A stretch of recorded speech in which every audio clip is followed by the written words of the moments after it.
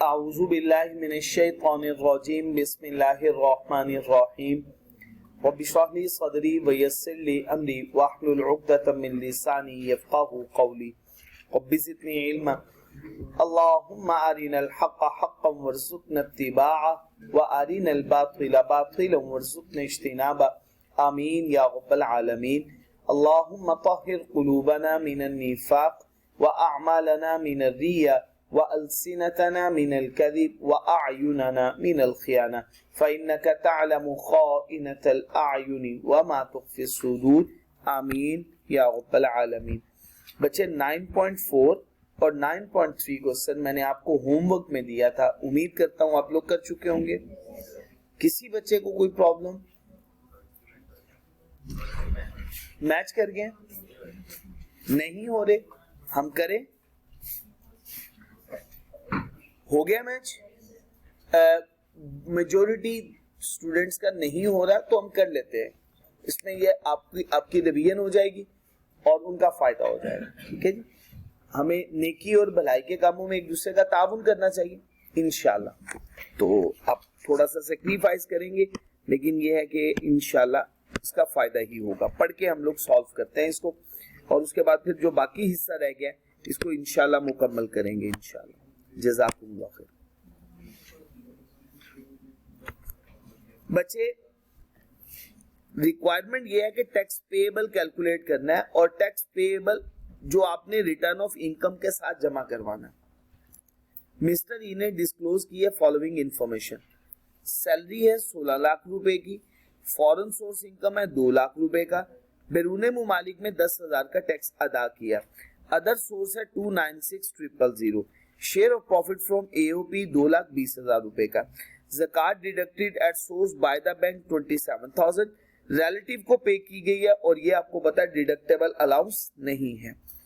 अच्छा, contribution towards approved pension fund, इसमें बच्चे क्रेडिट मिलेगा, एपीएफ का क्रेडिट, और tax deducted paid at source है 90,000। ये आपके सामने कंप्लीट इंफॉर्मेशन मौजूद है। अच्छा, इसको बेस बनाते हुए हम जरा क्वेश्चन को सॉल्व करते हैं। मिस्टर ई का डाटा है ये। बच्चे, जो बेसिक इंफॉर्मेशन है वो मैं लिखूंगा।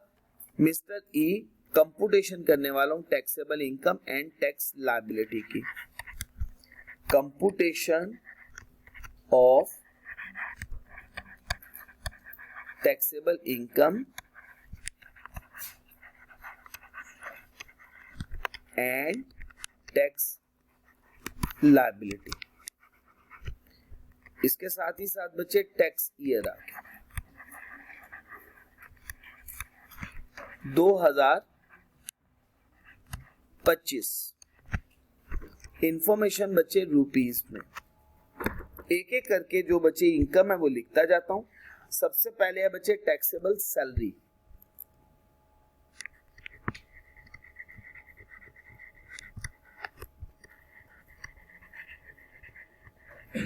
$16 लाख।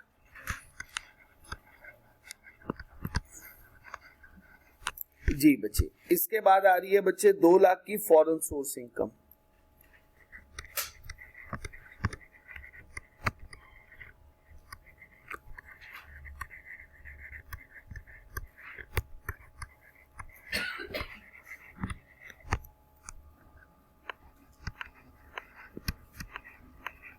$2 लाख की फॉरेन सोर्स इनकम होगी। इसके बाद बच्चे टैक्सेबल अदर सोर्स 296,000,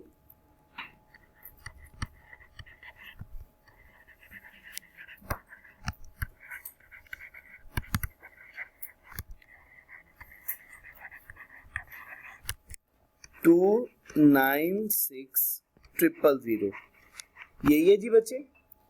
इसके बाद है share of profit from AOP, यही है ना, वो 2,20,000, वो तो अभी हम कंसीडर नहीं करेंगे, इनकम तो यही थी। अब हम इसका टोटल कर लेते हैं, ये कहलाएगी हमारी, अगर डिडक्टेबल अलाउंसेस हो तो इस इनकम को बोलते हैं टोटल इनकम।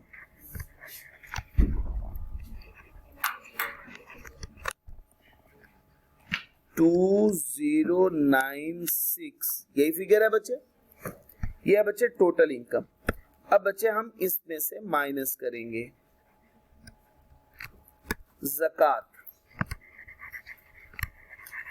जी बच्चे ज़कात की अमाउंट आपके सामने मौजूद है। ज़कात की कितनी अमाउंट है बच्चे?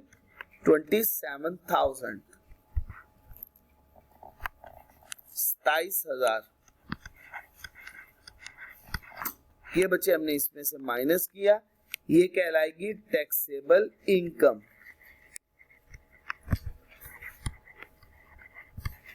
Excluding share of profit from AOP, इसमें share of profit from AOP शामिल नहीं है। Excluding share of profit from AOP.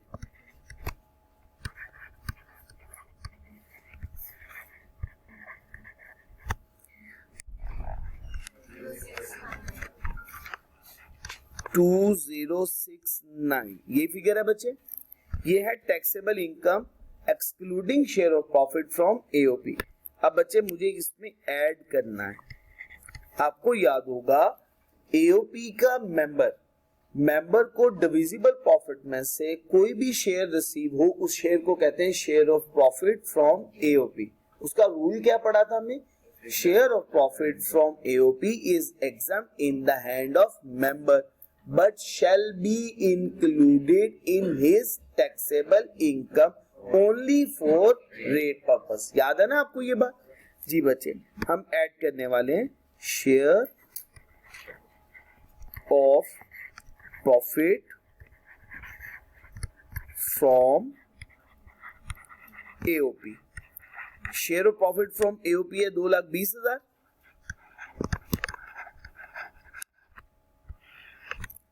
यही फिगर है ना, 2,20,000।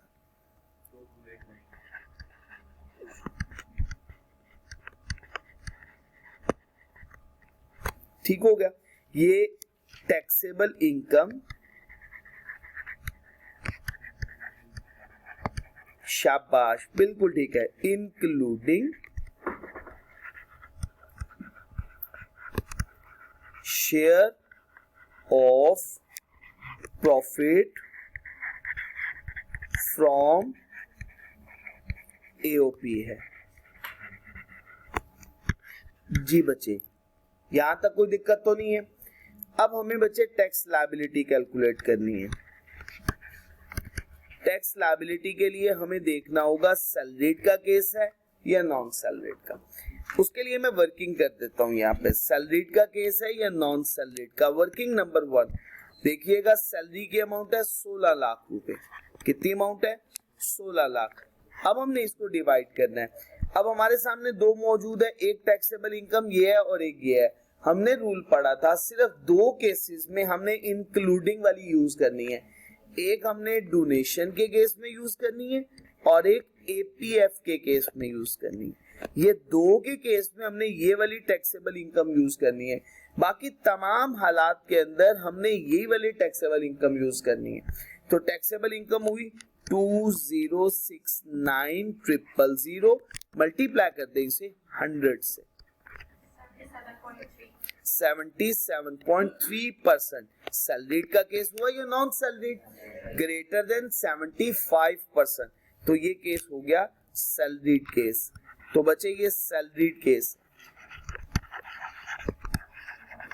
अच्छा बच्चे अब इसकी स्लैब बताइएगा, कौन सी स्लैब बनती है?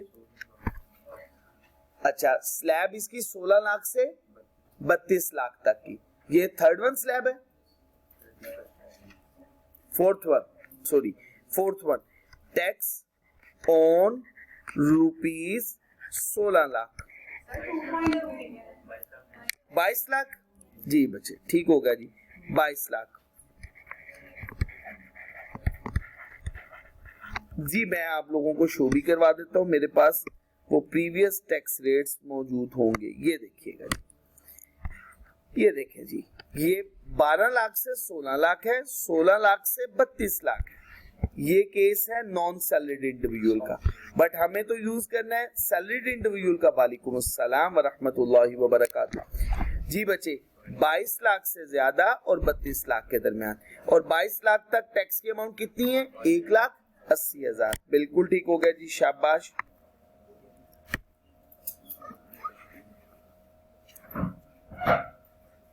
1,80,000। अच्छा बच्चे, next tax on rupees exceeding 89,000 at the rate of 25%। Excellent. Sorry, 22250। ठीक हो गया जी बच्चे। अच्छा बच्चे, ये टोटल अमाउंट हमारी 20025 202,250। जी बच्चे, ये हमारी टैक्स लायबिलिटी की अमाउंट है। कोई कंफ्यूजन तो नहीं है जी? बात समझ में आ गई? तैयब साहब, पता चल गया क्या गलती की थी? ये वाली वर्किंग जिसमें हमने ये डिसाइड किया ये सैलरीड का केस है या नॉन सैलरीड का केस है। जी बच्चे, अच्छा बच्चे, हमने टैक्स लायबिलिटी कैलकुलेट कर दी। अब फुल टाइम टीचर तो नहीं है ये? नहीं। दूसरे नंबर पे बच्चे, Behbood saving certificate, Shuhada family welfare account या पेंशनर्स बेनिफिट अकाउंट, ये भी नहीं है। Third one, foreign tax credit. बिल्कुल ठीक हो गया, लेस करना है बच्चे फॉरेन टैक्स क्रेडिट। बच्चे इधर तवज्जो कीजिएगा, आपस में बातें नहीं। फॉरेन टैक्स क्रेडिट, इसके लिए बच्चे हमने पढ़ा था लोअर ऑफ में। सबसे पहला फॉरेन टैक्स पेड,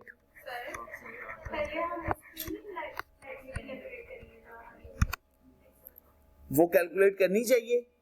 क्यों? क्योंकि ये तो लायबिलिटी हमने कैलकुलेट कर ली है पूरी की पूरी इनकम पे, जिसमें including share of profit from AOP है। तो पहले तो हमें कैलकुलेट करनी है share of profit from AOP को एक्सक्लूड करके। वो तो हिस्सा क्या है? एग्जाम। तो वो चीज भूल रहे हैं हम लोग। तो बच्चे, इसमें हमें करना है टैक्स लायबिलिटी या टैक्स ऑन रुपीज 2,069,000। इस पे टैक्स कैलकुलेट करना है। तो उस पर बच्चे अगर टैक्स कैलकुलेट करेंगे, क्या तरीका कार है? 2,02250, ये टैक्स लायबिलिटी की अमाउंट है। अच्छा, आप डिवाइड करना है, ये कितनी अमाउंट पे कैलकुलेट की है? ये कैलकुलेट किया 2,289,000, इस पे कैलकुलेट की है। ये बच्चे एवरेज रेट कैलकुलेट हो गया। ये रेट ही तो कैलकुलेट करना था। अब इसको मल्टीप्लाई कर देंगे 2,069,000 से। जी बच्चे,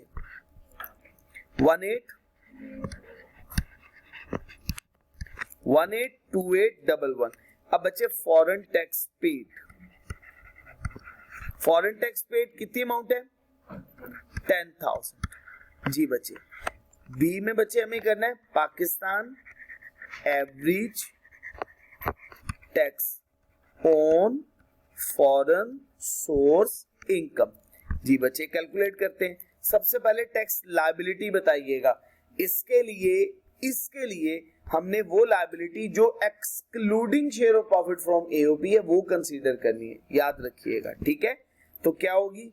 1,82811 डिवाइडेड बाय 2,069,000। मल्टीप्लाई करना है इसे फॉरेन सोर्स इनकम के साथ। तो फॉरेन सोर्स इनकम है 2,20,000। फॉरेन सोर्स इनकम कितनी है? नहीं, 200,000, ये वाली फिगर है, सॉरी 200,000।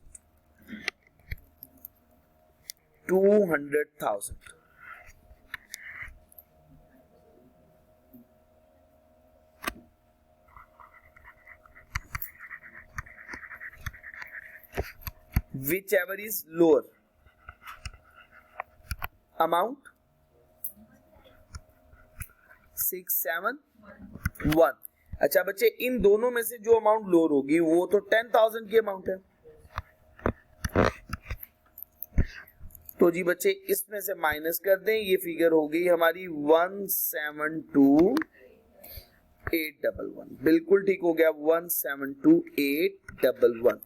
इसके बाद बच्चे हमारी टैक्स क्रेडिट की अमाउंट कैलकुलेट होगी। अगर तो डोनेशन है तो उस पर डोनेशन तो नहीं है, तो टैक्स क्रेडिट ऑन एपीएफ। तो बच्चे इसमें से लेस करना है tax credit on approved pension fund पे। तो tax credit on approved pension fund के लिए भी फॉर्मूला। अच्छा, अब इसके लिए इंक्लूडिंग वाला यूज करना है, एक्सक्लूडिंग वाला नहीं यूज करना। तो इंक्लूडिंग के लिए हमने लायबिलिटी की अमाउंट कितनी कैलकुलेट कर रखी है, 202, 250, 202 250 डिवाइड करना है इसको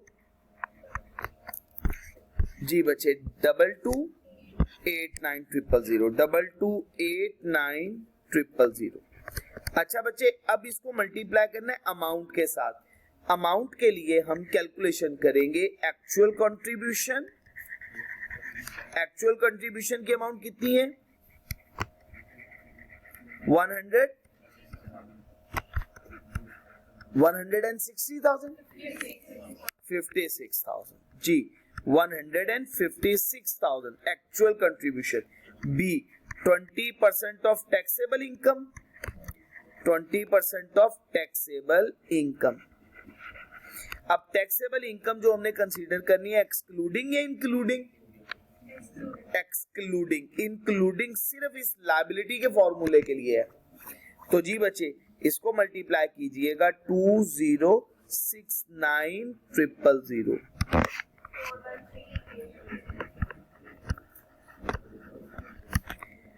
अब इन दोनों में से जो अमाउंट लोअर ऑफ होगी, बच्चे अच्छे से समझे, जहां पे बात समझ में नहीं आई मेरे से पूछे। इन दोनों में से जो लोअर अमाउंट है वो अमाउंट कितनी है, 156,000 जी बच्चे।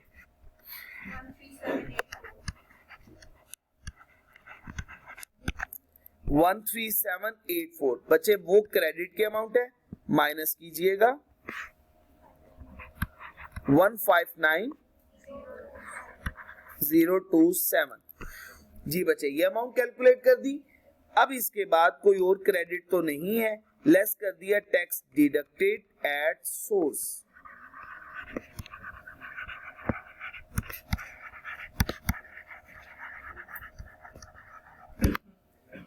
टैक्स डिडक्टेड एट सोर्स की अमाउंट बच्चे क्वेश्चन में गिवन है।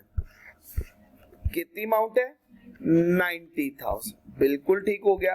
टैक्स डिडक्टेड एट सोर्स 90,000 की ये अमाउंट है बच्चे, इसमें से डिडक्ट करते हैं।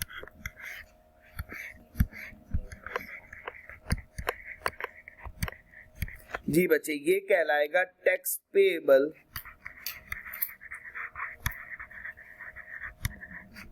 With return of income. ये है tax payable with return of income.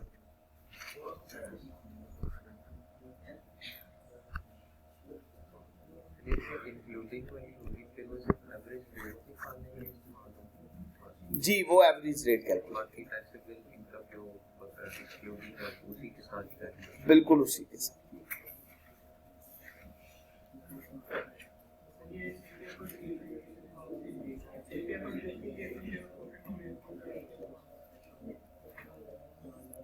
बच्चे tax credit on APF, tax credit on donation, इन दोनों के केस में जब हमने एवरेज रेट कैलकुलेट करना है, एवरेज रेट कैलकुलेट करते हुए including share of profit, tax liability भी और टैक्सेबल इनकम भी कंसीडर करेंगे।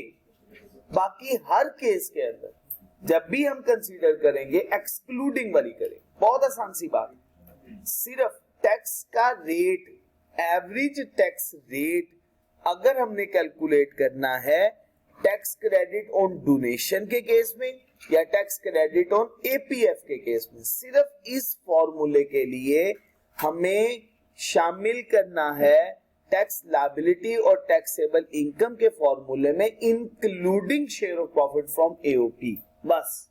बाकी हर केस में चाहे हमने ये डिटरमिन करना है सैलरी का केस है या नॉन सैलरीड केस, हमने फॉरेन टैक्स क्रेडिट के अंदर एवरेज रेट का फॉर्मूला यूज करना है। हमने डोनेशन के लिए अमाउंट डिटरमिन करनी है, उसके लिए 30% ऑफ टैक्सेबल इनकम कैलकुलेट करनी है। एपीएफ के लिए अमाउंट कैलकुलेट करनी है और 20% ऑफ टैक्सेबल इनकम है। तो इन सब के केस में हम excluding share of profit from AOP use करेंगे। ठीक हो गया? अब फर्क समझ में आ गया कहां पे आ रहा था?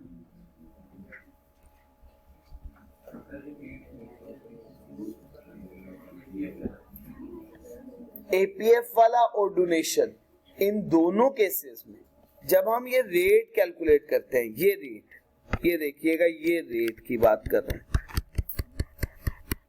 सिर्फ इस फॉर्मूले में आपने including share of profit from AOP consider करना है।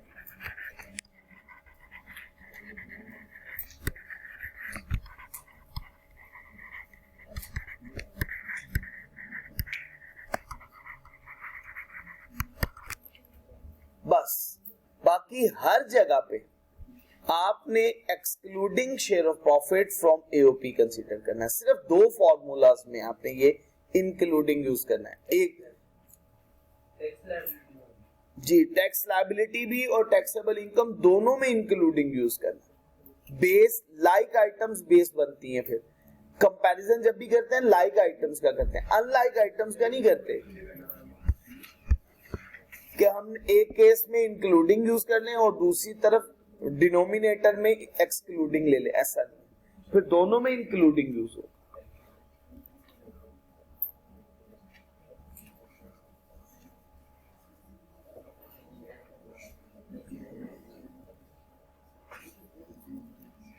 जी बच्चे, बात शुरू करें।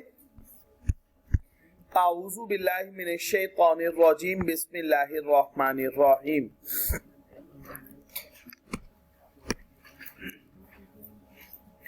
बच्चे, ये बात बड़ी इंपॉर्टेंट है।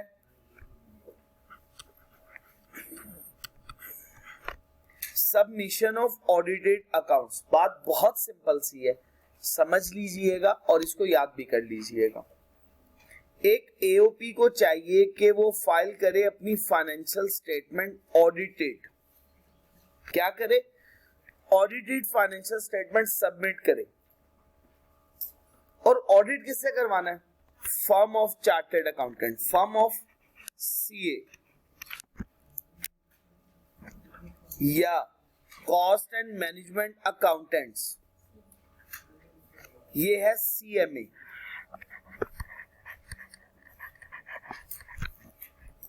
तो इसका मतलब क्या हुआ? फर्म ऑफ सीए या फर्म ऑफ सीएमए। इसके साथ रिटर्न ऑफ इनकम भी जमा करवानी है। लेकिन कब? हर केस में, हर एओपी को नहीं। अगर एओपी का टर्नओवर 300 मिलियन से ज्यादा हुआ तो फिर जरूरी है। अगर एओपी का टर्नओवर का मतलब है ग्रॉस रेवेन्यू, टर्नओवर 300 मिलियन या उससे थोड़ा है तो फिर उसको ऑडिट करवाने की जरूरत नहीं है। ऑडिट करवाने की जरूरत कब पेश आएगी? स्टैट्यूटरी रिक्वायरमेंट, कानूनी रिक्वायरमेंट कब बनेगी? अगर इसका टर्नओवर 300 मिलियन या उससे ज्यादा है। 300 मिलियन से ज्यादा है, 300 मिलियन है या उससे कम है तो उस पर ये रिक्वायरमेंट नहीं है।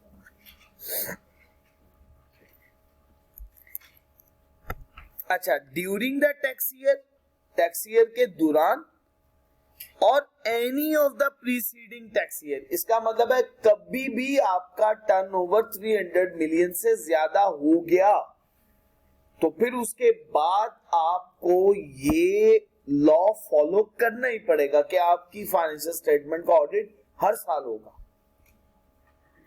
सही हो गया ना? क्योंकि यहां पे वर्ड क्या आ रहा है? Any of the preceding tax year, पिछले किसी भी साल में। तो इसका मतलब ये कि अगर 2024 में 300 मिलियन से ज्यादा हो गया तो फिर टैक्स अब आपको ऑडिट करवाना पड़ेगा, फिर आपकी रिटर्न सबमिट होगी। और ऑडिट भी किससे करवाना है? फर्म ऑफ सीए या firm of CMS. In case of default, अगर ऑडिट ना करवाया तो फिर डिफॉल्ट हुआ ना। Share of profit from AOP shall not be examined in the hands of member. समझ आ गई बात? अगर ऑडिट ना करवाया तो फिर ये एग्जम्पशन नहीं मिलेगी। चेंज है ये, चेंज। तो ये याद कर लीजिएगा, एग्जाम में एग्जामिनर टेस्ट कर सकता है। तो मैंने बोला था कि हर दफा मैं ये बात बताऊंगा नहीं, लेकिन आपको ये इंपॉर्टेंट मैं लिख देता हूं।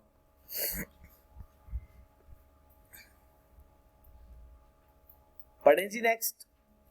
आऊज़ु बिल्लाहि मिनश शैतानिर रजीम, बिस्मिल्लाहिर रहमानिर रहीम।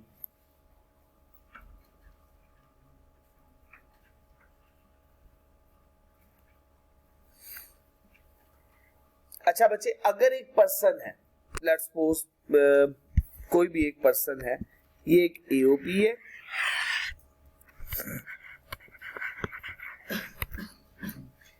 एओपी के दो मेंबर्स,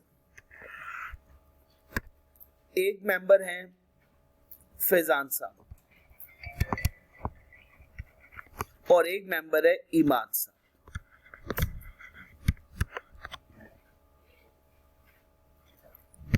फैजान साहब फुल टाइम टीचर है,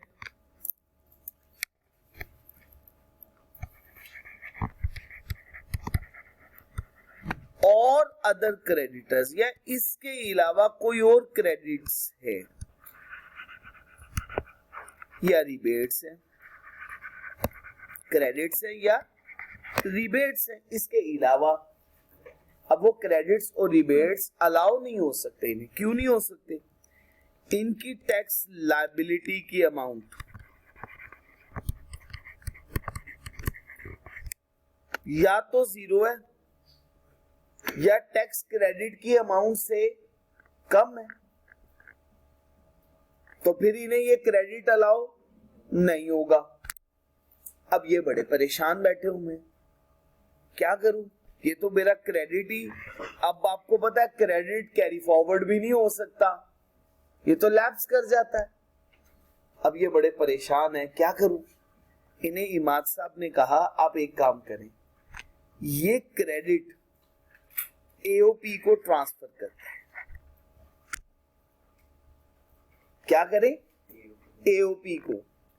एओपी अपने क्रेडिट मेंबर्स को ट्रांसफर नहीं कर सकता, लेकिन अगर कोई मेंबर चाहे तो वो अपना क्रेडिट ट्रांसफर कर सकता है एओपी को, बट उसके लिए तमाम मेंबर्स का एओपी के एग्री होना जरूरी है, म्यूचुअली एग्री होना जरूरी है। कितने पार्टनर्स का? मेजॉरिटी नहीं, तमाम पार्टनर्स का। पढ़ेंगे बात। इफ अ पर्सन, अगर एक पर्सन, मैंने बोला फैजान साहब क्या है, किसके मेंबर? कोई दिक्कत तो नहीं। अगर कोई पर्सन क्या है, एओपी का member. If a person is a member of an, कोई भी टैक्स क्रेडिट, कोई भी टैक्स, 6 टैक्स क्रेडिट पढ़े, full time teacher allowance, tax credit on Mehboob saving certificate, pensioners benefit account या Shuhada family welfare account. Foreign tax credit third one, tax credit on donation fourth one, tax credit on APF fifth one और POS machine sixth one. 6 total tax credit अभी तक पढ़े होंगे। अगर कोई भी tax credit है जो वो क्लेम नहीं कर पा सके, कौन नहीं कर सका? वो मेंबर फैजान साहब नहीं क्लेम कर सके। Can be claim by the AOP. कौन क्लेम कर सकता है वो क्रेडिट? अच्छा, कोई भी एओपी, जैसे इमाद साहब की और फैजान साहब की एक एओपी है, एक जवाद साहब की और तैयब साहब की एओपी है। अब क्या फैजान साहब कह सकते हैं आप अपनी एओपी में ये क्रेडिट अलाउ करवा लो क्योंकि आप मेरे दोस्त हैं? नहीं, सिर्फ वही एओपी जिसमें ये मेंबर है। याद रखना, कौन सी एओपी? जिसमें ये क्या है, मेंबर। अब पढ़ते हैं, AOP of which he is a, सिर्फ वही एओपी जिसमें ये क्या है, मेंबर। अभी तक बताएंगे, बात समझ में आई? अगर एक पर्सन जो कि एओपी का मेंबर है वो कोई भी टैक्स क्रेडिट नहीं क्लेम कर पा रहा, तो वो क्रेडिट एओपी क्लेम कर सकती है। लेकिन एओपी कौन सी? जिसका वो मेंबर है, सारी नहीं। जी हुज़ैफा साहब, मेरी बातें समझ में आ रही है? चले अल्हम्दुलिल्लाह। इन द सेम ईयर, किस साल? उसी साल जिसमें टैक्स, क्योंकि टैक्स क्रेडिट कैरी फॉरवर्ड, शाबाश, वो तो डेड हो जाएगा। तो फिर इसका मतलब है उसी टैक्स ईयर के अंदर, सेम टैक्स ईयर के अंदर। इस पर्पस के लिए कॉपी ऑफ रिटर्न एग्रीमेंट क्या चाहिए? Between member and the AOP shall be furnish along with the return of income of AOP. Return of income के साथ एओपी के आपको सबमिट करवानी। क्लियर हो गया? रिटर्न एग्रीमेंट है, किसके दरमियान में होगा? मेंबर और एओपी के दरमियान में। एओपी का मतलब क्या है? उसके सारे मेंबर्स। एओपी का मतलब तो यही हुआ ना, एओपी को क्या कौन रिप्रेजेंट करेगा? क्योंकि हर एओपी का मेंबर उसका एजेंट भी है, उसका प्रिंसिपल भी है। Shall be furnish along with the return of income of AOP. बताइएगा मुझे कोई दिक्कत यहां तक?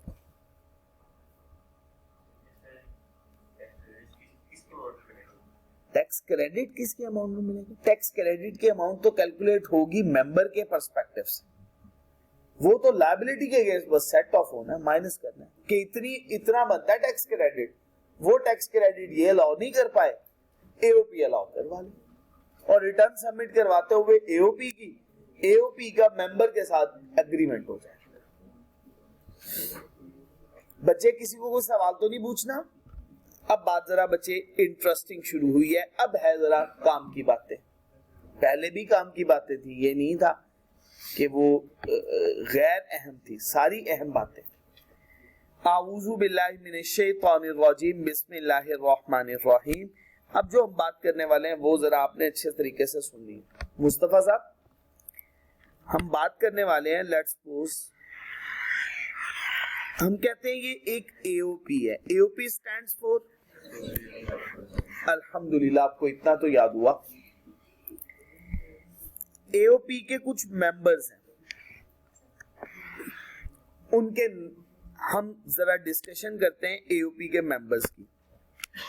फर्स्ट वन, एओपी का बच्चे मेंबर है मिस्टर ए, मिस्टर बी और ए लिमिटेड। अब आपको कोई नई चीज नजर आई? एक कंपनी एओपी की member. If a company is a member of an AOP, अगर एक कंपनी एओपी की मेंबर है तो फिर क्या किया जाएगा? फिर करना ये है कि एओपी के लिए जब आप कैलकुलेशन करेंगे, एओपी का रेवेन्यू माइनस करें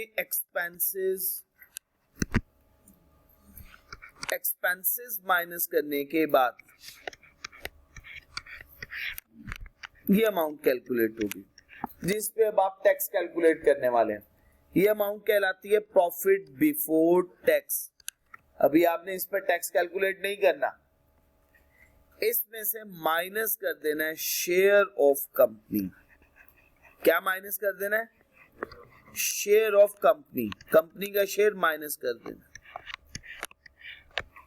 जो बाकी बचे उसमें से आपने टैक्स कैलकुलेट करना है, वो टैक्स माइनस करना है, और फिर जो टैक्स कैलकुलेट करने के बाद प्रॉफिट की फिगर हो, उस प्रॉफिट को कहेंगे डिविजिबल प्रॉफिट। अब वो डिविजिबल प्रॉफिट आपने डिस्ट्रीब्यूट करना है among individual members, among in other members, among other members. वो कौन कौन से मेंबर बचे? मिस्टर ए और मिस्टर बी।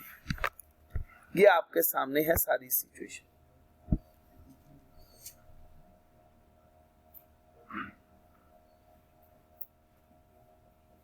जी बच्चे, यहां तक बच्चे बात क्लियर हुई है?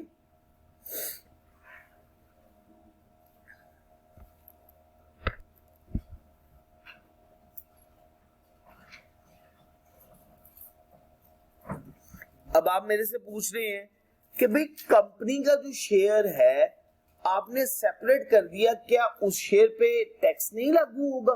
वो बिल्कुल एग्जम्प्ट है। नहीं, एग्जम्प्ट नहीं है। कंपनी अपना टैक्स खुद पे करेगी, याद रखेंगे ये उसूल।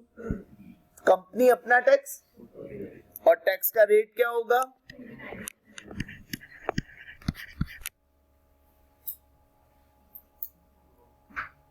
कंपनी अपना टैक्स खुद अदा करेगी और कंपनी पे टैक्स का रेट 29% कॉर्पोरेट टैक्स रेट होगा। कोई कंफ्यूजन? अच्छा, इसी तरह से अगर इस एओपी ने एडवांस टैक्स दिया हुआ है, मैं कहता हूं लेट्स सपोज इसने एडवांस टैक्स दिया हुआ है 100 का,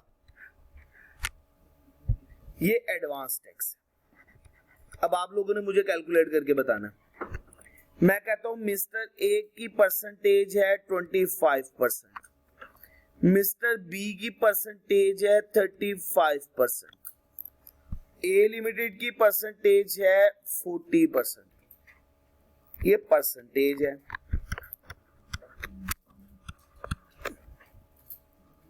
क्लियर हो गया?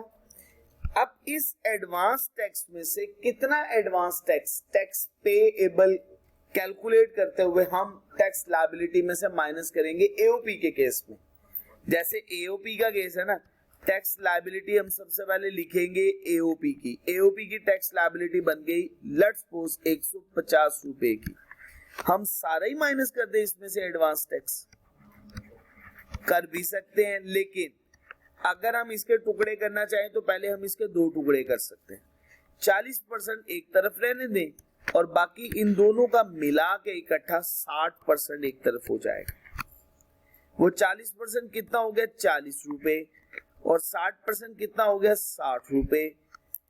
ये एडवांस टैक्स कंपनी अपनी टैक्स लायबिलिटी में से माइनस कर सकती है कि कंपनी कहे ये एडवांस टैक्स मेरा हिस्सा, मेरा प्रोपोर्शन इतना बनता है, ये एडवांस टैक्स मैं क्लेम करूं, ये मेरा अदा हो गया।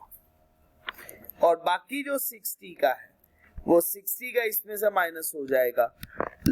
एओपी को सिर्फ कितना अदा करना होगा? 90 रुपए। ठीक हो गया जी बच्चे? अभी मैं कैलकुलेशन करवाने लगा हूं, अच्छे से समझिएगा। पहले हम जरा उसूल पढ़ लें, फिर उसके बाद हम कैलकुलेशन करते हैं जी। बच्चे, share of profit from AOP in the hands of company. अगर कंपनी मेंबर है, किसकी member? The share of such company shall be excluded from taxable income. Company का शेयर एक्सक्लूड कर दिया जाएगा, अलहदा कर दिया जाएगा एओपी की टैक्सेबल इनकम में से। पहली बात मुकम्मल। The share of company shall be included, जो कंपनी का शेयर होगा वो किस में शामिल किया जाएगा? किसकी टैक्सेबल इनकम में? दूसरा काम ये हो गया। तीसरा काम, इस पे टैक्स लायबिलिटी किस रेट से कैलकुलेट होगी? कोई मुश्किल बात तो नहीं। एओपी की टैक्सेबल इनकम में से पहले किसका शेयर माइनस होगा? वो शेयर कंपनी की अपनी टैक्सेबल इनकम में शामिल होगा और उस पे रेट कितना अप्लाई होगा? इट मींस, इसका क्या मतलब हुआ? शेयर कंपनी का being a member in an OPR shall not be taxable in the hands of AOP के पास वो टैक्सेबल नहीं होगा। Company is required to tax its share in normal manner। Company को चाहिए कि वो टैक्स अदा करे नॉर्मल तरीकेकार के मुताबिक, जो कि उस पे लागू हुए हैं उस शेयर पे भी। The share of profit from AOP is taxable under the head income from other source. However, in case of an investment company, अगर कोई कंपनी ऐसी है जिसका मकसद ही इन्वेस्टमेंट करना है, उसको अगर कोई रिटर्न मिला तो वो इन्वेस्टमेंट कंपनी के केस में, तो अब ये याद रखना है, share of profit from AOP company के केस में क्या होगा? कंपनी के केस में क्या होगा? Income from other source, income from, और अगर कोई कंपनी ऐसी है जिसका काम इन्वेस्टमेंट करना है उसके लिए बिजनेस इनकम। इंपॉर्टेंट,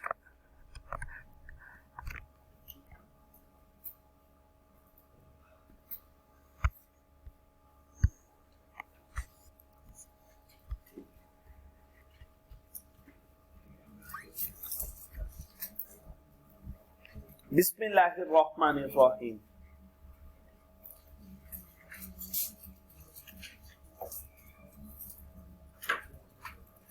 एओपी का बच्चे ग्रॉस रेवेन्यू कितना है? कितने मिलियन? कोई confusion? Tax allowable tax expense AOP के कितने हैं? Tax paid at source AOP ने कितना जमा करवाया? एओपी के कितने मेंबर्स हैं? ए लिमिटेड कंपनी है, बाकी दोनों इंडिविजुअल है। एक का 35, दूसरे का भी 35। आगे फर्दर इंडिविजुअल का भी इंफॉर्मेशन आ गई। ए लिमिटेड की टैक्सेबल बिजनेस इनकम 3 मिलियन है। Other than share of profit from AOP, advance tax जो ए लिमिटेड का है वो 13 लाख रुपए का उसने जमा करवाया हुआ है। Mister Y earn non salary taxable income 4 million की पर्सनल कैपेसिटी। जी की कोई और इनकम नहीं है। टैक्स लायबिलिटी हर मेंबर की कैलकुलेट करनी। करें जी इस क्वेश्चन को सॉल्व, स्टार्ट करें।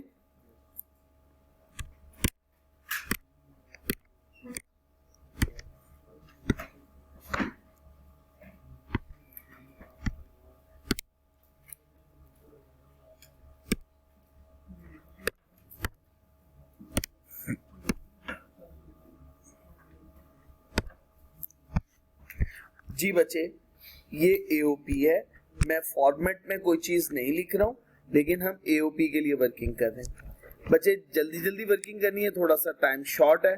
सबसे पहले ग्रॉस रेवेन्यू 25 मिलियन। बच्चे इधर तवज्जो से समझे, फॉर्मेट में आप अभी तक फॉर्मेट में गलती करते हो। इसमें से बच्चे हमने लेस करने एक्सपेंसेस 11 मिलियन के,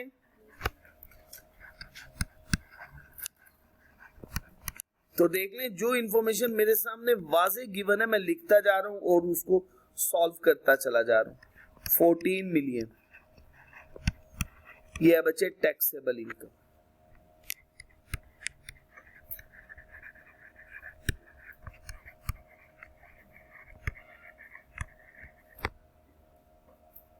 बताइएगा कोई कंफ्यूजन? अब इसमें से सबसे पहले हमें किसका शेयर माइनस करना है?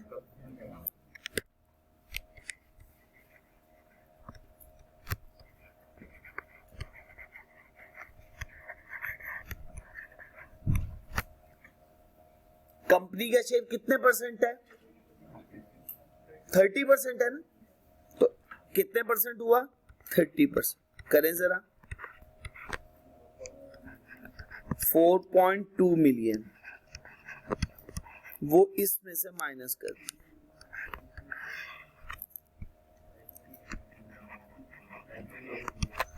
9.8 मिलियन है जी बच्चे।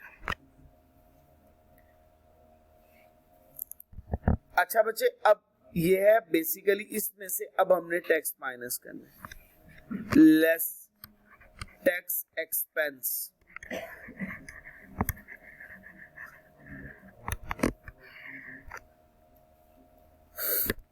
अच्छा जी बच्चे टैक्स ऑन रुपीज, ये देखिएगा ये रेट्स हमारे पास गिवन है। ये देखिए टैक्सेशन के ये रेट्स गिवन है। यहाँ पे अदर देन सैलरीड या नॉन सैलरीड वाले रेट्स अप्लाई होंगे। 9.8 है तो बेसिकली 56 लाख तक 16,10,000 और उससे ज्यादा पे 45%।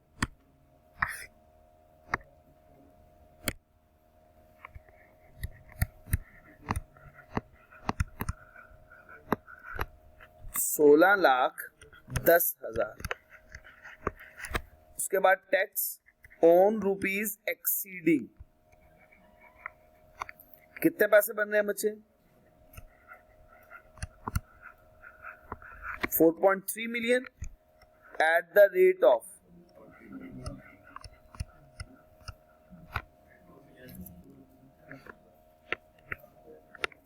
4.2 है, सही हो गया, at the rate of 45%, 1895,000।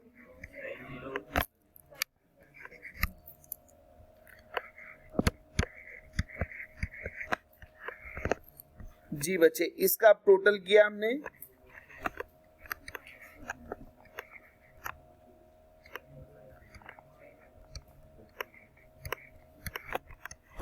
जी बच्चे। अब ये हमारी फिगर डिविजिबल प्रॉफिट है।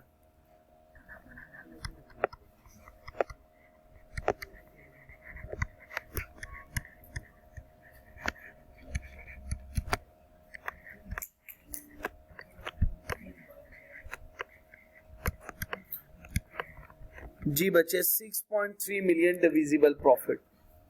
ठीक हो गया? यहां तक कोई कंफ्यूजन? अच्छा बच्चे, मिस्टर ए के लिए और मिस्टर बी के लिए अब हमने जरा कैलकुलेशन करनी। देखिए, आप गलती ना कर दीजिएगा कि इसका 35% ले लें, ये गलती करेंगे बिल्कुल गलत हो जाएगा। परसेंटेज की जरूरत नहीं है लिखने की, ये भी 35 है, ये भी 35, इन दोनों का सम करना, ये बन गया 70, ये लिख लिया। अब आपने करना क्या है, 35 को डिवाइड करें टोटल से और इसको मल्टीप्लाई कर दें 6.3 मिलियन से।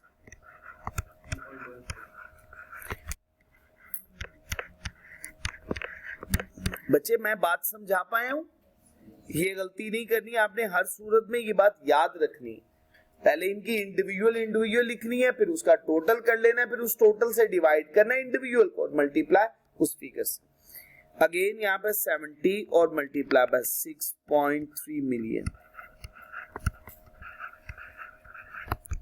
3150,000।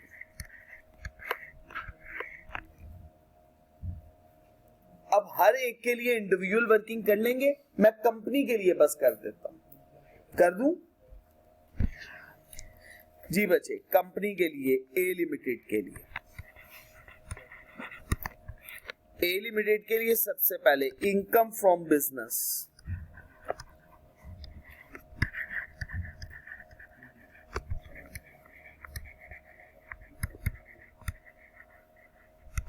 $3 million।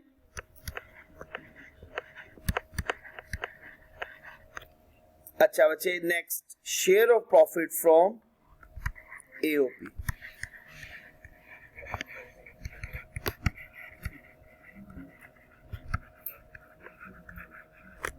वो है बच्चे 4.2 मिलियन, वो हम कैलकुलेट कर चुके हूं मैं।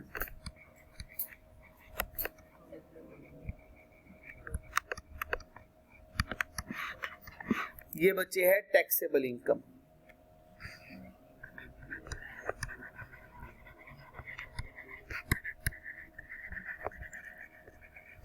जी बच्चे, टैक्स लायबिलिटी, इसकी कैलकुलेट करनी है हमने, और टैक्स लायबिलिटी का रेट है at the rate of 29%।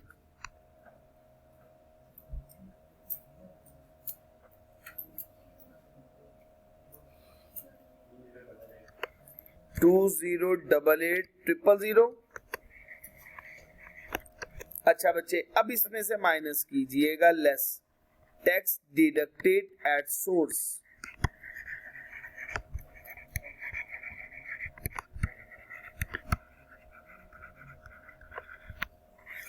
Company का अपना जो है डिडक्ट हुआ हुआ वो 13 लाख का है,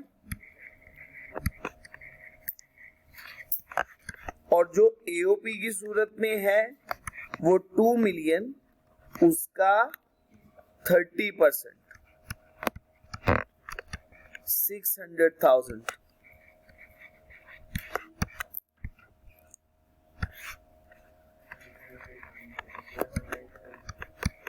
188,000 ये होगा tax payable with return of income.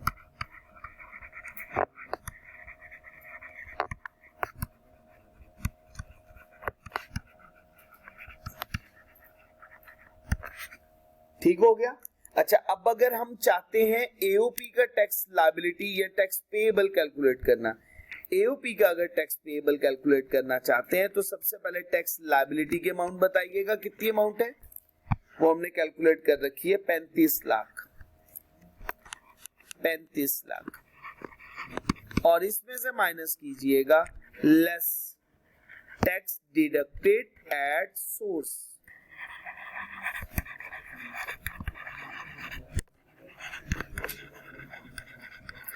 अच्छा, उसूल क्या है, अगर कंपनी ने अपना एडवांस टैक्स क्रेडिट खुद ले लिया तो फिर एओपी वो क्रेडिट हासिल, क्या मतलब अगर 2 मिलियन है पूरे का पूरा नहीं करवा सकते, अब इसमें से बाकी 70% यहाँ पे कंसीडर होगा, तो वो कितना होगा बच्चे 14 लाख।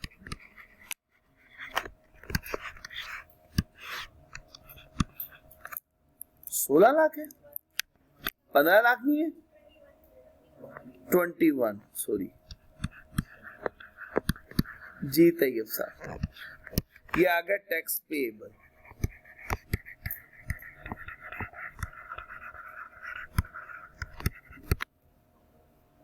ठीक हो गया जी बच्चे, यहां तक कोई कंफ्यूजन?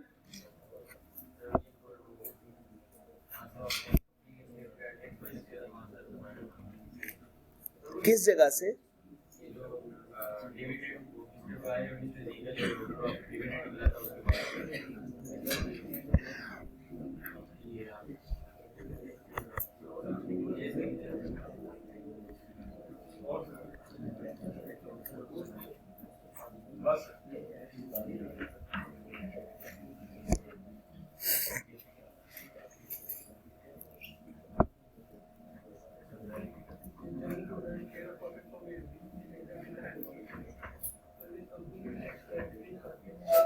थोड़ा सा ऊंची बोलो, थोड़ा सा ऊंची।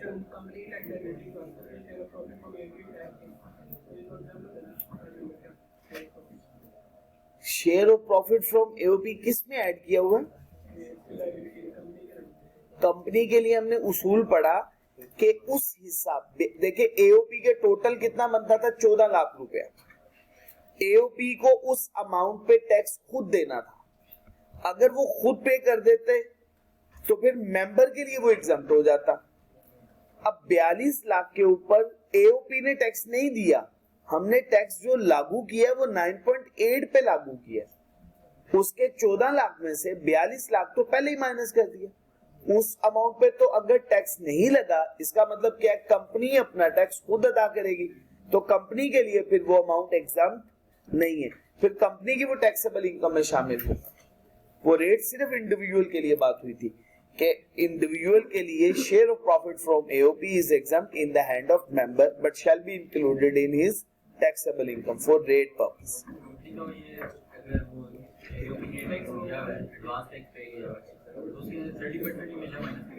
हमेशा नहीं, कंपनी की परसेंटेज है ना, कंपनी का शेयर 30% था,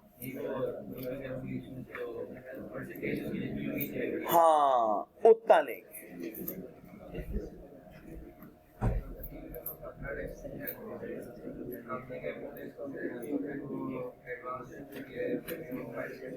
वो एडवांस टैक्स इस वजह से माइनस कर सकती है बच्चे, एडवांस टैक्स अपना खुद इस वजह से माइनस कर सकती है जो एओपी ने अदा किया। एओपी बेसिकली एओपी 3 लोगों पर मुश्तमिल, एओपी खुद कुछ नहीं है, एओपी में मिस्टर ए भी है, मिस्टर बी भी है, ए लिमिटेड भी है। ए लिमिटेड का कितना हिस्सा है 30%, टोटल टैक्स कितना जमा हुआ 2 मिलियन, तो मतलब एओपी ने 30% किसके बिहाफ पे जमा करवाया, तो हर प्रॉफिट का, अगर प्रॉफिट का टैक्स कंपनी ने खुद देना है तो कंपनी उस टैक्स का जो एडवांस में दिया हुआ प्रोपोर्शन है उसका क्रेडिट भी तो खुद ले सकती है, फिर वो बाकी मेंबर्स ही ले लेंगे उसका क्रेडिट। समझ आ गई बात की जी?